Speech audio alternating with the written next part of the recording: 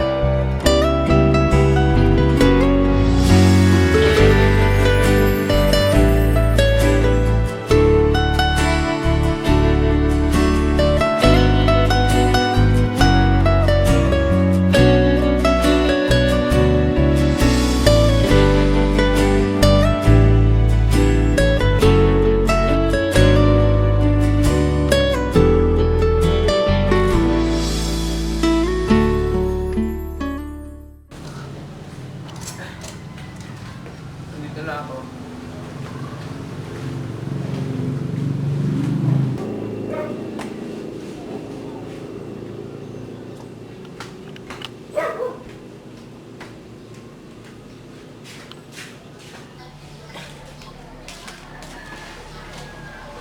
Nilaga na naman? Sa bagay, pa nga ba? Meron na pala akong bibigay sa'yo.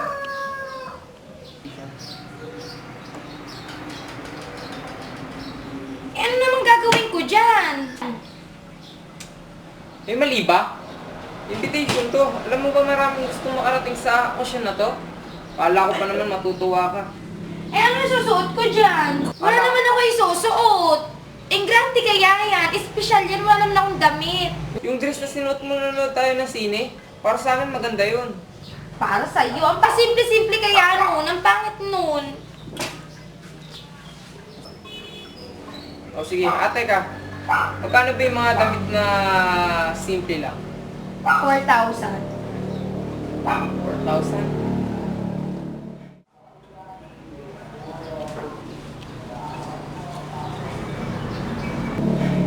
O sige, bibigyan kita ng 4,000.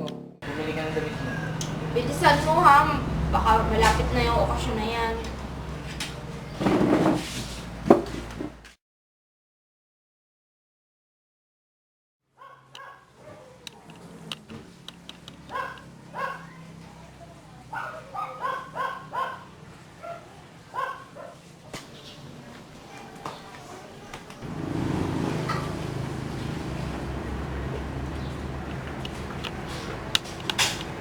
Bakit? May problema ba? Pansin ko nung mga nakaraang araw, nagbabago ka. Wow. Eh kasi nga, wala man lang ako isusuot. Wala man lang akong jewelries. Wala man lang akong kwintas. Wala man lang akong hikaw. Mga bulaklak na lang.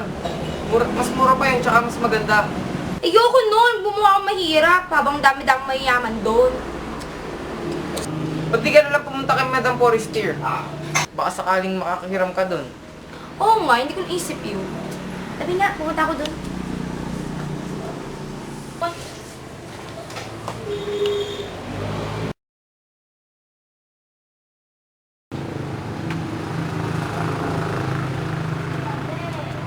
Good afternoon, Madam Forestier. Saan ka na? Okay naman ako. May hilang ka lang sa trainer. Ano naman? Pwede ba nun tayo sa bahay?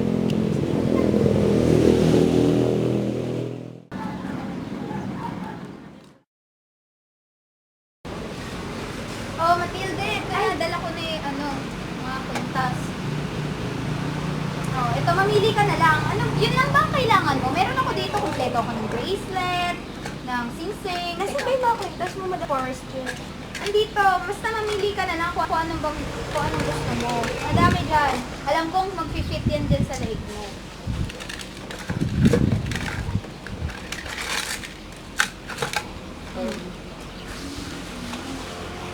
Wala na ba iba?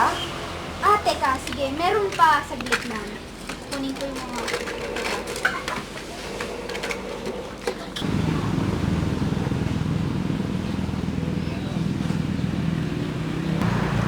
Ito, Matilde. Ito pa yung mga iba. Ito, subukan ko yung Ay, ang cute! Ang gaganda!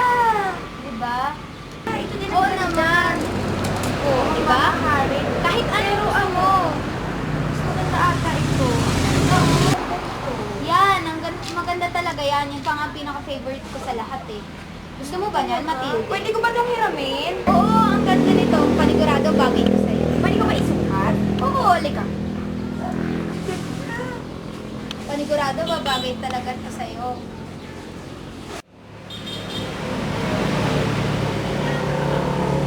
Yan. Panigurado, ikaw ng pinakamaganda. Ang ganda-ganda talaga, Bagay madam. pala sa'yo, Matilde. Pagkatapos nito, ibabalik ko din sa'yo. May tiwala naman ako sa'yo eh. Sige, Matilde. Ingatan mo ah. Oo naman, ang ganda.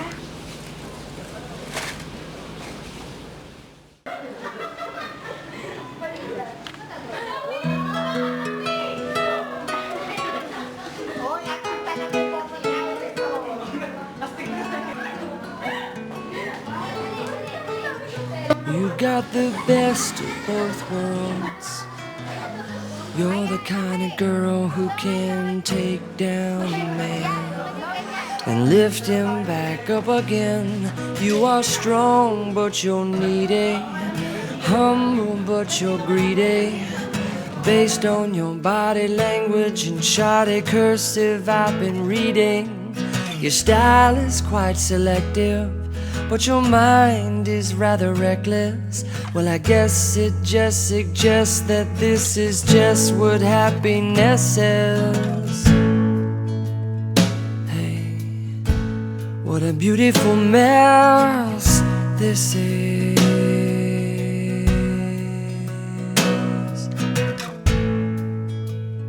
It's like picking up trash in dresses. Well, it kind of hurts. Ikaw ba si Matilde? Oo, nga. Napakaganda mo pala talaga. Maraming salamat. Themselves into knives. Sure.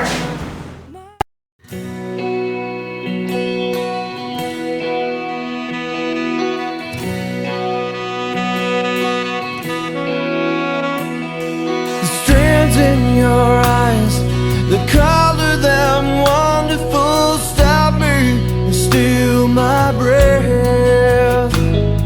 And emeralds from mountains and thrusts towards the sky, never revealing their depth. And tell me that we belong together, dress it out with the trappings of love. I'll be captivated, I'll hang from your lips instead of the gallows of heartache that hang from above. And I'll be your crying shoulder, I'll be love suicide. And I'll be better when I'm older, I'll be the greatest part of your life.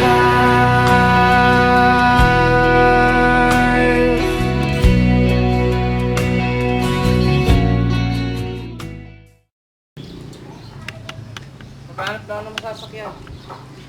Bilisan mo. Ano? Minanap ka na ba? Wala pa! Eh tara na nga, maglakad na lang tayo. Okay ka lang ba?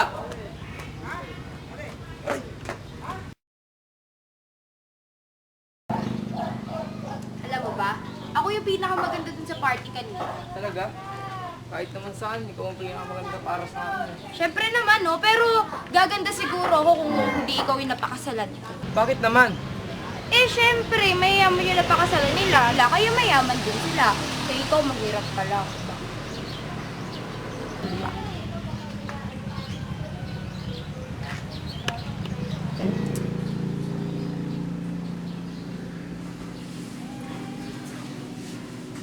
kwintas!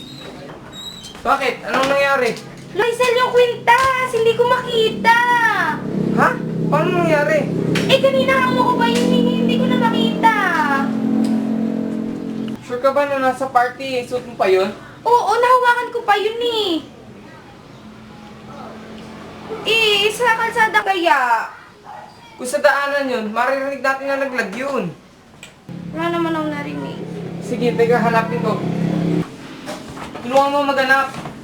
Eh, Sige, teka, hanapin ko.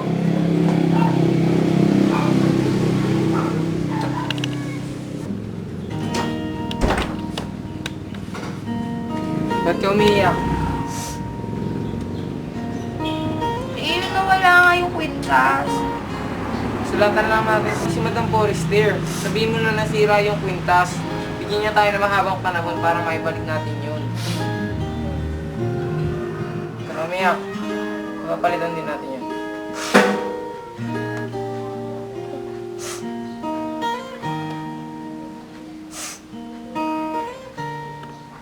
Kailangan na natin umalis. Saan tayo pupunta? Kailangan natin palitan yung kwintas. Yun lang ang naisip kong paraan. Tara. Sige, sige, tara na.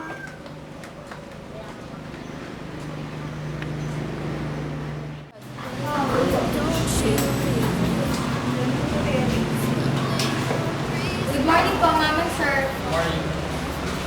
Pwede ko ba makita yung mga necklace nyo? Yung may malaking diamond, tas color black. Ano black siya? Po, ma'am. Ganito po ba? Kamukha nga naman, no? Pwede ko bang malaman kung magkano yan? 360,000 pesos po, ma'am. Mahal pala. Sige, babalikan na lang namin. Here you go.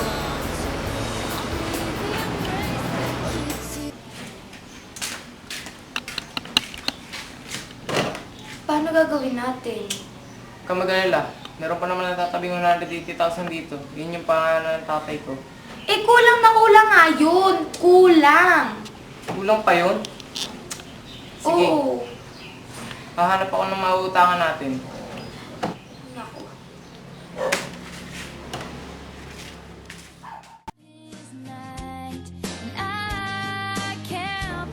Good morning, sir. Morning. Pwede ba nyo tignan yung gantong pintas na puro black yung diamond? Saglit lang po. Okay lang po. Ganito pa ba yan? Yun nga, ma'am. Ay, makipirma na lang po dito.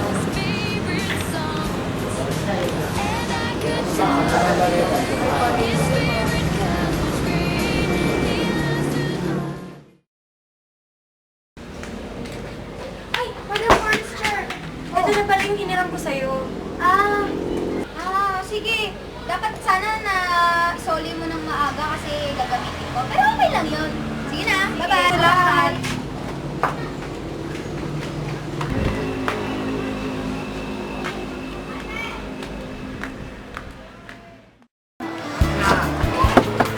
Kala ko yun yung kumakasin niya.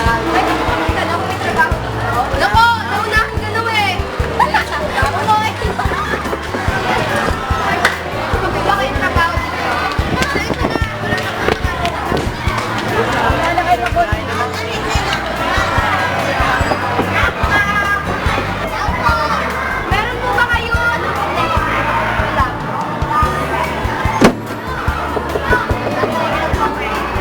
Ano na sila iba mo? Wala po.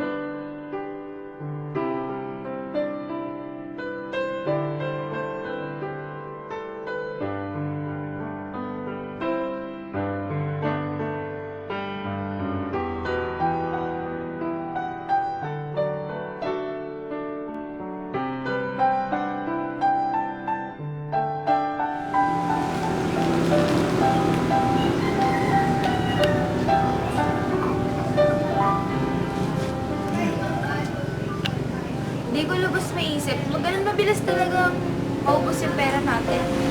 Ganun talaga. Ganyan talaga ang buhay ng mga tao. Ganun. Oo, wala namang binigay ang Diyos ng problema na hindi natin kaya solusyonan. Sa bagay, nandiyan ka pa nga din para lagpasin natin lahat ng bagay. Siyempre, wala nang ako. Wala nang ikaw. Kasi tayo na. Thank you ha. I love you.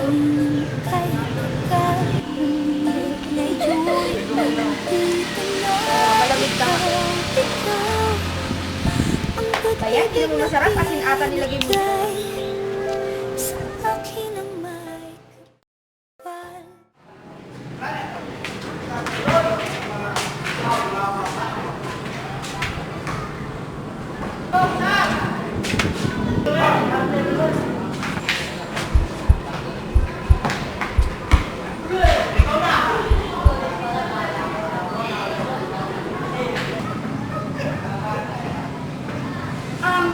Good morning, Jean! Sino ka? Kilala ba kita? Ako to! Oo, ako to! Si Matilde Loisel! Ikaw yan? Matilde, ano nangyari sa'yo? Kasi ano eh, dami akong pinagdaanan sa buhay. Dami kong hirap. Dahil sa'yo. Dahil sa amin? Alala mo pa ba yung hiniram kong necklace sa'yo nung sa party? Oh, ngayon? Okay, wala ko kasi. Eh, di ba sinuli mo na sa amin? Oo nga, pero yung sinuli ko na yun, binili namin ng asawa ko yun. Pinag-ipunan namin yun kasi, kaya, ayan, ganyan yung itsura ko kasi nga 10 years kami nagtrabaho. Wala na ako ng Wait, wait. Ibig sabihin, yung hiniram mo sa akin, pinalitan mo ng bago? Nasira mo yung hiniram mo sa amin, tapos pinalitan mo ng bago? Oo, binili namin yun ng asawa ko. 360,000 yun, yung halaga na yun. At yung mga pinagkakautangan namin, ayan, binayaran namin. Oh my gosh! Matilde! Sana sinabi mo sa akin, imitation lang yung kwintas na yun. 500 pesos naman bili ko doon. Ano? At doon na siguro natapos ang lahat. Siyempre, nabayaran namin iyon ng asawa ko. Hihi! Akala niyang babawad kami sa utang. Siyempre, hindi kayang gawin yun ng asawa ko. Dahil sa kwintas na yun, napatunayan ko kung gaano ko kamahal ni Loisel. At doon ko din napatunayan, hindi ko kayang mawala si Loisel sa buhay ko. Dito na nagtatapos ang aming kwento. Bye-bye!